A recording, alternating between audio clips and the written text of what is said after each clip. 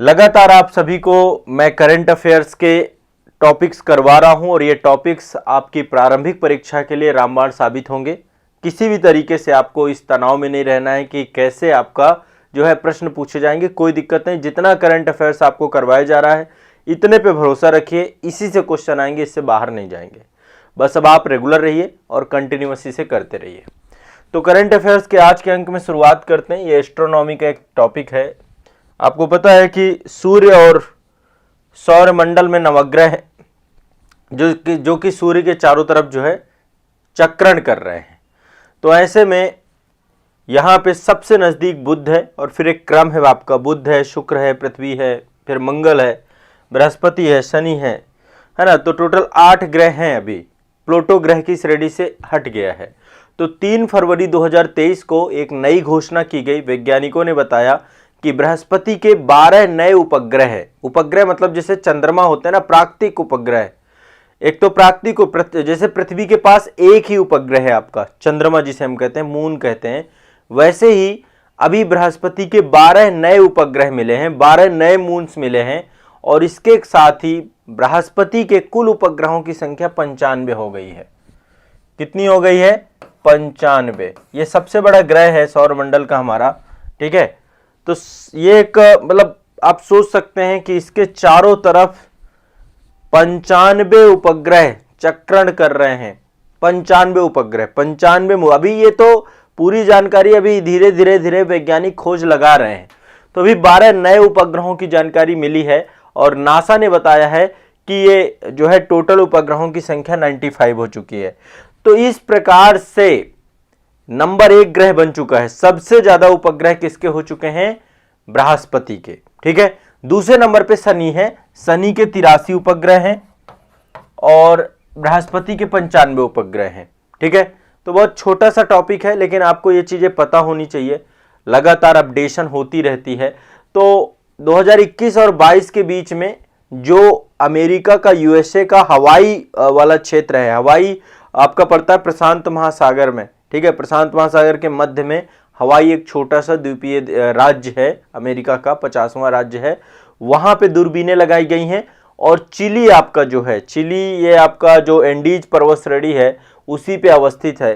तो चिली में और हवाई में दूरबीनें स्थापित की गई थी और वहां से जो है इन उपग्रहों के बारे में लगातार अध्ययन कार्य चल रहा था। तो वहां से उपग्रह 12 नए उपग्रहों के बारे में जानकारी पता चली है। तो देखिए, बृहस्पति के 4 सबसे बड़े उपग्रहों में नंबर 1 है यूरोपा। सबसे बड़ा उपग्रह बृहस्पति का क्या है? यूरोपा। सबसे बड़ा है यूरोपा। मतलब बृहस्पति के उपग्रह टोटल तो 95 उपग्रह हो गए। इसके कितने हो गए? 95 उपग्रह, जिसमें से सबसे बड़ा यूरोपा है, दूसरा है गैनीमीड और तीसरा है कैलिस्टो। ये मतलब कुछ आपके बड़े उपग्रह के तौर पे हैं। तो सबसे ज्यादा उपग्रह बृहस्पति के, दूसरे नंबर पे शनि के हैं, 83 उपग्रह है। फिर यूरेनस का नंबर आता है, यूरेनस के 27 हैं आपके। फिर नेपच्यून के 14 हैं। फिर मंगल है, मंगल के 2 हैं, पृथ्वी के 1 हैं। तो पृथ्वी की यदि हम क्रम देखें कि पृथ्वी किस नंबर पे आती है, 6ठे नंबर पे आती है। पृथ्वी के पास केवल 1 मून है, 6वें नंबर पे आती है। शुक्र के कोई उपग्रह नहीं है, 0 उपग्रह। शुक्र और बुध इनमें उपग्रह नहीं है, ठीक है, ध्यान रखना है। क्लियर है, स्पष्ट है। जो प्लूटो है, प्लूटो को अब ड्राफ्ट प्लैनेट में डाल दिया गया, क्षुद्र ग्रह में, बौने ग्रह में डाल दिया गया है। प्लूटो को ग्रहों की श्रेणी के अंतर्गत हटा दिया गया है। तो पहले बृहस्पति है, फिर शनि है, फिर यूरेनस है, फिर नेपच्यून है, ठीक है। यूरेनस के मतलब 95 तो आपके बृहस्पति के हैं, 83 आपके शनि के हैं, 27 आपके जो है वो है यूरेनस के 27 और नेपच्यून के हैं आपके 14, ठीक है। तो एक तो ये याद रखिएगा, इससे जुड़ा हुआ कुछ भी पूछता है तो सौरमंडल के सर्वाधिक चंद्रमा वाला ग्रह कौन सा बन गया है आपका? फरवरी 2023 में टोटल 95 है आपके, 95, ठीक है। 12 नए उपग्रह आपके जोड़े गए हैं और ये आपका बन गया है बृहस्पति।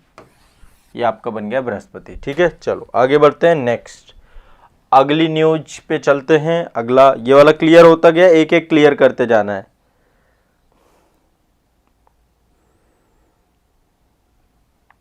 अभी इसको लेकर ऑफिशियली जब भी जानकारी मिलेगी मैं आपको बताऊंगा, ठीक है। चलिए आगे बढ़ते हैं, नेक्स्ट। ये आप देख रहे हैं एक रोबोट है। ये रोबोट अभी बनाया गया है, विश्व का पहला मैला ढोने वाला रोबोट बनाया गया है। ये एक देखो बहुत बड़ी समस्या है, जो हमारे यहाँ पे सीवेज को साफ करने वाले जो वर्कर हैं, कार्य करने वाले लोग हैं, वो निश्चित तौर पे बहुत सारे लोगों की जो है मृत्यु तक हो जाती है। तो ऐसे में बड़े स्तर पे इस दिशा में कार्य चल रहा है कि जो सीवेज साफ करना है या मैला ढोना है, क्योंकि एक तरीके से देखा जाए तो ह्यूमन राइट्स और इन सब में जो है एक बहुत बड़ा मुद्दा बना हुआ है। तो अभी रोबोट और रोबोटिक्स के क्षेत्र में लगातार इस दिशा में काम किया जा रहा है कि कार्य रोबोट भी कर सकते हैं। तो एक मशीन बनाई गई है, मशीन ऑपरेट तो मानव ही करेगा, लेकिन फिर भी मशीन बनाई गई जिसका नाम है बैंडिकूट। ये जो आप देख पा रहे होंगे ये मशीन है, मैं आपको दिखाता हूं। ये कुछ इस तरीके की है, इसका नाम है बैंडिकूट। क्या नाम है इसका? बैंडिकूट।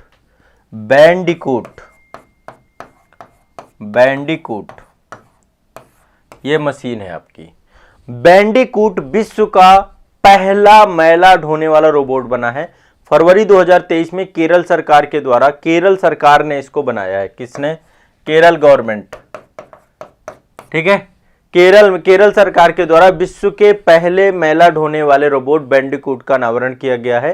तो ये एक जो है गुरुवायूर सीवरेज परियोजना के तहत इसको शामिल भी किया गया है। एक केरल में चल रही परियोजना गुरुवायूर सीवरेज परियोजना चल रही है, ठीक है। तो केरल में जितने भी जो सीवेज के मेन होल्स बनाए गए हैं उनकी सफाई के लिए रोबोटिक्स का प्रयोग किया जा रहा है, अनुसंधान। तो ये भारत का पहला राज्य भी बन गया है जो कि रोबोट के माध्यम से सीवेज की सफाई करेगा। तो भारत का पहला राज्य है ये, भारत का प्रथम राज्य बन गया है जो कि सीवेज की सफाई किससे करेगा? रोबोट के माध्यम से करेगा, ठीक है। तो ये भी ध्यान रखिएगा। और बैंडिकूट को बनाया किसने है? एक कंपनी है जो कि केरला गवर्नमेंट की एक तरीके से मतलब कि केरल में ही अवस्थित है कंपनी, जिसका नाम है जेन रोबोटिक्स के तौर पे काम कर रही है ये। इसका नाम है जेन रोबोटिक्स इनोवेशंस प्राइवेट लिमिटेड, है ना। इस कंपनी के द्वारा ये बनाया गया बैंडिकूट। किसके द्वारा बनाया गया?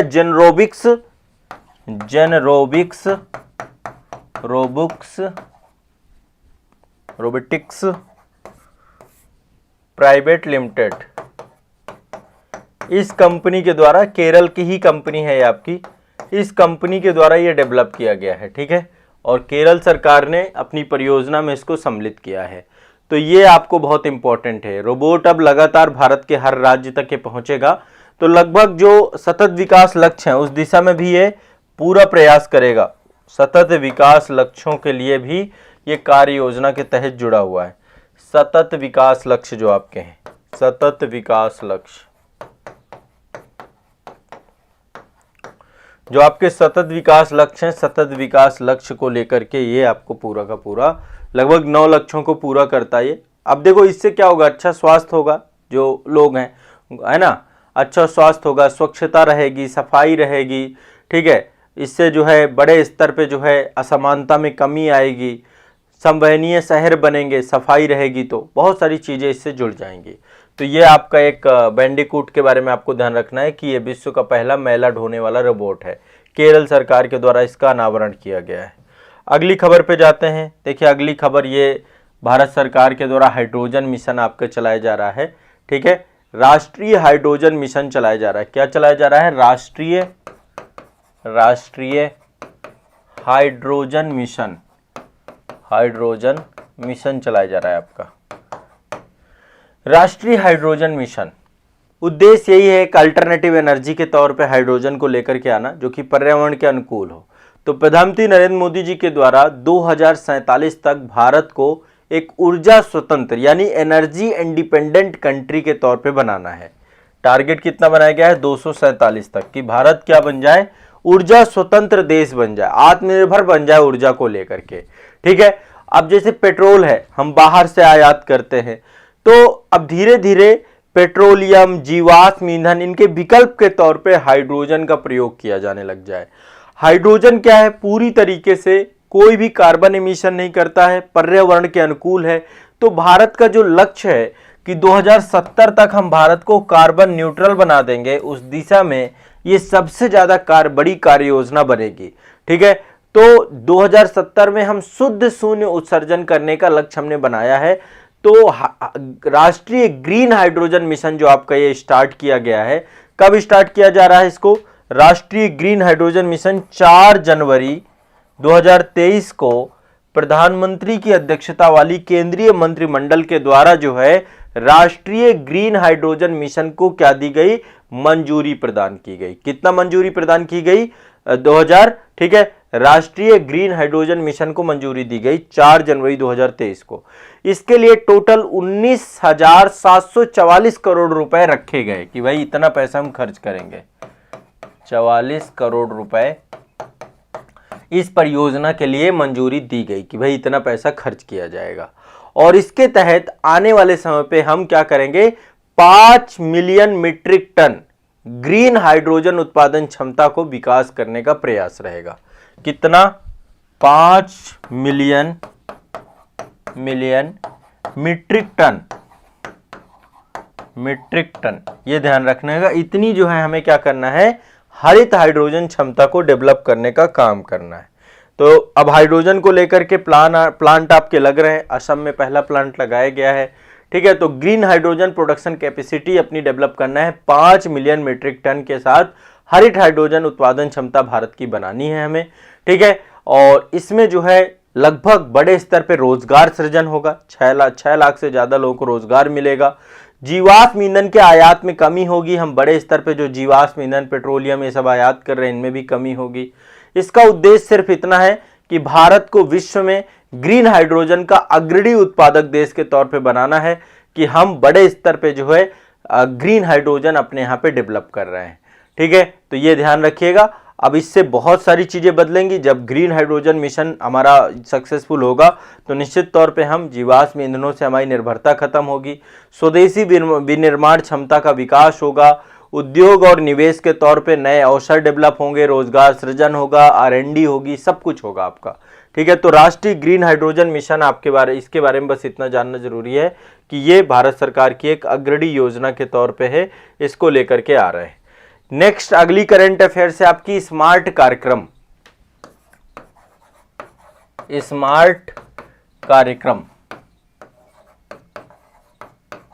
अब ये क्या है स्मार्ट कार्यक्रम? स्मार्ट लोगों का स्मार्ट कार्यक्रम। स्मार्ट कार्यक्रम का इसका फुल फॉर्म है scope for main stream Ayurveda research in teaching professionals. Scope for main stream Ayurveda research and teaching professionals, ठीक है। इसी का फुल फॉर्म, स्मार्ट का फुल फॉर्म है आपका ये है। स्मार्ट प्रोग्राम लॉन्च किया गया है आपका बूस्ट करने के लिए रिसर्च एंड डेवलपमेंट आयुर्वेदा के क्षेत्र में। तो सबसे पहली बात दिमाग में बैठाना है कि आपका ये स्मार्ट कार्यक्रम किससे जुड़ा हुआ? आयुर्वेदा के विकास से जुड़ा हुआ। किससे जुड़ा हुआ? आयुर्वेद से। यानी कि ये आपका एक तरीके से आयुर्वेदा, मतलब सिंपल सा बात है, ये आपका जो है जो हमारी चिकित्सा पद्धति है उसी को बूस्ट करना है, जो ट्रेडिशनल चिकित्सा पद्धति है उसको बूस्ट करना है, ठीक है। तो स्मार्ट कार्यक्रम आपका चालू किया गया है। अब ये कब चालू किया गया है? 2 जनवरी 2023 को देश में आयुर्वेद के क्षेत्र में अनुसंधान एवं विकास को बढ़ावा देने के लिए स्मार्ट कार्यक्रम प्रारंभ किया गया है, ठीक है। क्या चालू किया गया? स्मार्ट कार्यक्रम प्रारंभ किया गया। किसके लिए? आयुर्वेद के लिए। आयुर्वेद के लिए, ठीक है। ये दिमाग में बैठा के चलना है।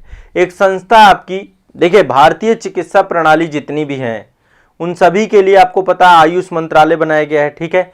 इनके लिए एक राष्ट्रीय आयोग भी बनाया गया, national commission for Indian system for medicine, ठीक है। एक संस्था बनाई गई आपको जिनका फुल फॉर्म जिसको बोलते हैं हम NCISM, ये आपका बनाया गया है। ये क्या है आपका NCISM? National commission for Indian system of medicine, ठीक है। और केंद्रीय आयुर्विज्ञान अनुसंधान परिषद है आपकी CCRAS। ये दोनों जो है इसको लेकर के बढ़ावा देंगी, इस पे काम करेंगी। संयुक्त तौर पे इन्हीं दोनों के द्वारा प्रारंभ किया गया है national commission for Indian system of medicine. और दूसरी है आपकी CCRA, ठीक है, RAS। CCRAS का फुल फॉर्म है सेंट्रल काउंसिल, हाँ, इसका फुल फॉर्म है central council for research in Ayurvedic science, ठीक है। फिर से एक बार बता रहा हूं, सेंट्रल काउंसिल रिसर्च इन आयुर्वेदा साइंस, ठीक है। ये आपको ध्यान रखना है। ये दोनों के द्वारा संयुक्त तौर पे स्मार्ट कार्यक्रम चलाया गया है। किस क्षेत्र के तौर पे है आपका? ये दोनों संस्थाएं, और ये दोनों किसके अंतर्गत काम करती हैं? आयुष मंत्रालय के अंतर्गत। ये दोनों आयुष मंत्रालय के अंतर्गत काम करती हैं। आयुष मंत्रालय के अंतर्गत ये दोनों काम कर रही हैं, दोनों संस्थाएं, ठीक है, NCISM और CCRAS, ठीक है। और इनके द्वारा जो स्मार्ट कार्यक्रम चालू किया है, स्मार्ट कार्यक्रम का मतलब है score for main streaming Ayurveda research teaching and professionals, ठीक है। तो ये आपका R&D आयुर्वेदा के क्षेत्र पे स्मार्ट कार्यक्रम शुरू किया गया है। दिमाग में बैठा लेना है, 3-4 बार बता चुका है एक ही बात को। अगला चलते हैं नेक्स्ट। हाँ, ये आयुर्वेदिक पद्धतियाँ जो आपके घरेलू उपचार से जुड़ी हुई चीज़ें हैं, और साथ ही इसको वैज्ञानिक तरीके से इस पर डेवलपमेंट कार्य करना है। अगला चलते हैं नमामि गंगे परियोजना। ये यूनाइटेड नेशन के द्वारा जो है नमामि गंगे कार्यक्रम को जो है एक जो है मिशन मोड पे चालू किया गया है। तो जून 2014 में केंद्र सरकार के द्वारा एक फ्लैगशिप कार्यक्रम आपको पता है कि चालू हुआ था। ये कार्यक्रम है नमामि गंगे परियोजना। उद्देश्य क्या है? गंगा और उसकी सहायक नदियों को स्वच्छ करना, ठीक है। गंगा और मतलब दो बड़े उद्देश्य है नमामि गंगे के। कब स्टार्ट हुआ था? 2014 में ये कार्यक्रम। गंगा हमारे उत्तर भारत की एक तरीके से आपको पता है कि एक तरीके से प्राण है। तो एक तो है गंगा नदी पे जो प्रदूषण हो रहा है उस प्रदूषण को खत्म करना, दूसरा गंगा नदी का संरक्षण करना, उसका पुनरुद्धार करना। तो सेंट्रल गवर्नमेंट की 100% परियोजना है आपकी ये, और ये आपकी 31 मतलब जून 2014 से लेकर 31 मार्च 2021 तक जो है लगातार एक लक्ष्य बनाया गया था कि गंगा नदी को स्वच्छ करेंगे। अभी इस पे कार्य योजना चल रही है, मतलब लगातार इस पे काम चल रहा है। और अभी जो है नमामि गंगे मिशन 2.0 यानी इसका दूसरा संस्करण भी चालू कर दिया गया है 2023 से।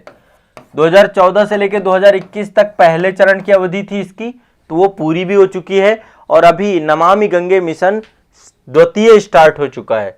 नमामि गंगे मिशन सेकंड ये भी स्टार्ट कर दिया गया सरकार के द्वारा। नमामि गंगे मिशन 2000 ये आपका स्टार्ट हुआ है 31 मार्च 2000 वो माफ करिएगा फरवरी 2023 में। फरवरी 2023 में आपका नमामि गंगे द्वितीय भी प्रारंभ हो चुका है। अब जो इसको लेकर के खबर है कि 13 दिसंबर 2022 को संयुक्त राष्ट्र के द्वारा गंगा नदी पुनरुद्धार नमामि गंगे मिशन को इन्होंने क्या किया है, प्राकृतिक विश्व को पुनर्जीवित करने वाले विश्व की 10 सबसे बड़ी पहलों में शामिल किया है।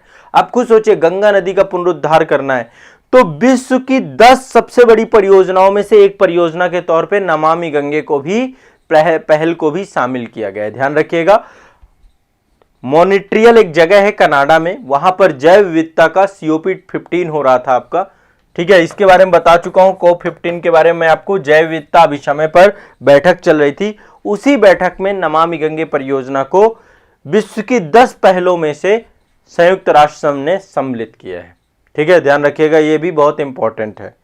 क्लियर है सभी को? हाँ, सभी को क्लियर है ये? तो नमामि गंगे मिशन को एक फ्लैगशिप कार्यक्रम के तौर पे यूनाइटेड नेशन ने विश्व की सबसे बड़ी प्राकृतिक किसी भी भूभाग को सम्मिलित करने के लिए जो है इसको सम्मिलित किया है। अब इस घोषणा से क्या होगा, संयुक्त राष्ट्र भी इसको प्रोत्साहित करेगा, सलाह देगा, फाइनेंस करेगा। और संयुक्त राष्ट्र पर्यावरण कार्यक्रम जो यूनाइटेड नेशन एनवायरनमेंट प्रोग्राम ही है, और संयुक्त राष्ट्र आपका खाद्य पहल जो आपका United nation food and agriculture, ठीक है, इन सब के द्वारा भी इसको सपोर्ट किया जाएगा, ठीक है। तो ध्यान रखिएगा, अब ये परियोजना आपकी 2030 तक का इसका लक्ष्य है। नेक्स्ट लक्ष्य इसका क्या है, 2021 से लेकर 2030 तक इसको हमें पूरा करना है, ठीक है। तो नमामि गंगे परियोजना में लगातार कार्य योजना चल रही है, ठीक है। चलिए आगे बढ़ते हैं नेक्स्ट, ठीक है। नमामि गंगे परियोजना के बाद अगला है करंट अफेयर्स का टॉपिक। हाँ, अगला टॉपिक है भारत का सबसे बड़ा तरल अपशिष्ट उपचार संयंत्र बनाया गया है, ठीक है। तरल अपशिष्ट मतलब जैसे जो पानी होता है, पानी अपवाह, घरों से पानी निकलता है, शहरों का पानी होता है, उद्योगों का पानी होता है, तो जो जल होता है आपका तरल अपशिष्ट, और मानव गतिविधियों के द्वारा भी बहुत सारा दूषित जल निकलता है, तो इसी को हम सीवेज कहते हैं। क्या कहते हैं? इसी को हम सीवेज कहते हैं।